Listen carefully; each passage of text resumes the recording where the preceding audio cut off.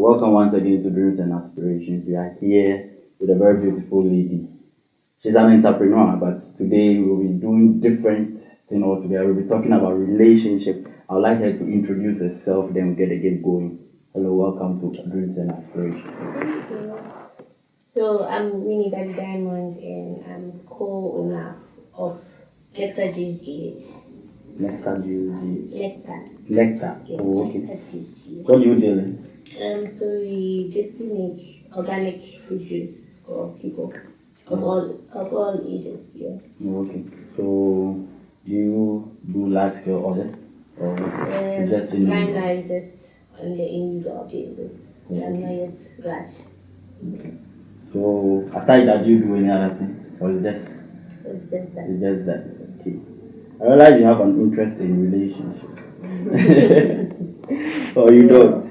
Oh, I kind of have an interest in it too. Okay, and I heard you've gathered a lot of experiences you would like to share with us. Well, yeah. Okay, so before we get the whole thing started, I'm Percival Mensah, your host. This show is proudly sponsored by Benford College. So, relationship. Tell us, with your understanding, what is it all about? Okay, well, I'd say a relationship is more like when two people have consensual agreements into loving each other, supporting each other, and then trying to make a family out of that whole relationship. Yes, intimate relationship. Intimate relationship. Okay, talking about intimate. Is love all it takes to get into a relationship? No, That's not all. that's not all. Tell You us. need more than love. I mean, love is like number one. Before you meet someone, there should be some kind of interest between the two of you. You can't just meet someone and there's no feelings. There's like absolutely nothing that attracts you to the person. So when that attraction starts building, then the love sets in. Before maybe the other factors like the financial aspect, The emotional, the emotional yeah, aspects and everything. the attentions and all that. Yeah. Right. I have a very keen interest in the financial thing, but I think we'll leave that for later. Okay. Love and relationship. So a relationship can do without love. Can we say that? Can we say a relationship can do without love? Most probably, but not entirely. Oh, okay. At least 5% of love should be there. Yes, At at least. So then you agree with me that love will grow along Yeah, that's alongside. good. Okay. So I think today we'll be talking about two major things about relationship. We'll be talking about how long should one date before they get married, or how long should one be in a relationship before marriage, and then we also talk about long distance relationship. So I think we should take the distance relationship first. Then we'll come and talk about the period of dating before marriage. Okay. So I think with long distance relationship, I don't know. First of all, do you agree, or would you go into a long distance relationship? Yes. I think I'll go into a long distance relationship because without one,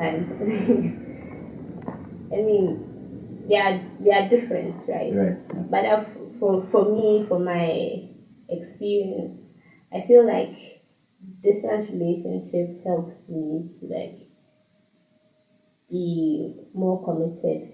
Like it's kind of like strengthens that aspect in my life to be more committed to the person. Yes. That's what I think. Okay, because I think when you talk about the commitment, then comes in trust. Yeah. Right. We have a lot of issues with trust as people because now the when you talk about trust, what actually comes out of people is don't trust anyone. You can't trust anyone. So how does it play the trust whole thing and the distance relationship, especially when you have histories that you know about? Okay. How does the trust play? So for one, long distance relationship, it's either maybe you've met the person one on one, you've met at the same time, or like you've lived in the same vicinity, but because of something, one person had to move Yeah. away. Yes. Or the other distance relationship where you never met the person at all, but people are just like in a relationship. Yes. For those who I think have been together, like seeing themselves for a while before like separating, I think that one is a little bit of trust more than the one that I've never met Like the the person person at all. at all. Yeah. And the way the trust is built up starts from like The basic. the When you basic when met. you met. Like you've seen what the person does, you've seen the things the person can do, even if like 5 minutes away from the person. Yeah.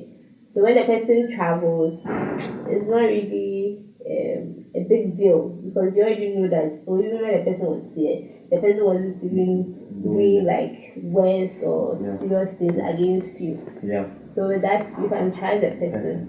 But then with the one that I've never met you before, I didn't know, I might know where you are, but then we've never met. I don't know what you are doing behind me. It's because we are just chatting on phone, video calling, And all texting and all that. But I really don't know how your real behavior Yeah, is it's- like when I meet you one on one. Yes, so that one, the trust It's not is solid. not solid. Yes, that's the thing. So, talking about the two types of distance relationship, where you haven't met the person and where you have met the person and all that. Okay, let's take the part where you have met the person, you have been with the person for a while. You've been seeing each other, and the person had to leave. You know the person, there's kind of trust. But what about when rumor starts up? Because we know Ghanaians are human beings like to talk. So when the talking starts, have you heard from him? Yeah, I saw the person there and all that. What happened? Well, like I said, that one you trust the person. So it's all about communicating with that person that's home. Someone said they saw you here doing this. I want you, I'm confronting you about it. Like, tell me the actual truth, like, what really went on. And if you have that kind of relationship with your partner, I don't think maybe the person can still look in your eyes and lie to you, but then once the two of you really have the understanding or trust each other, I don't think the person will tell you something different from what is actually the truth. Okay, so it's all about the communication. All right, so let's leave that and move to communication in a distance relationship. So, in a distance relationship, you have to hear from the person all the time. Some people disagree. Even in That's a what I'm saying. relationship as a whole, like I don't really need to hear from you every day. Maybe I'm not going to say once a week, but then at least maybe in a whole week, I should hear from you about 5 times. Okay. Yes, for me.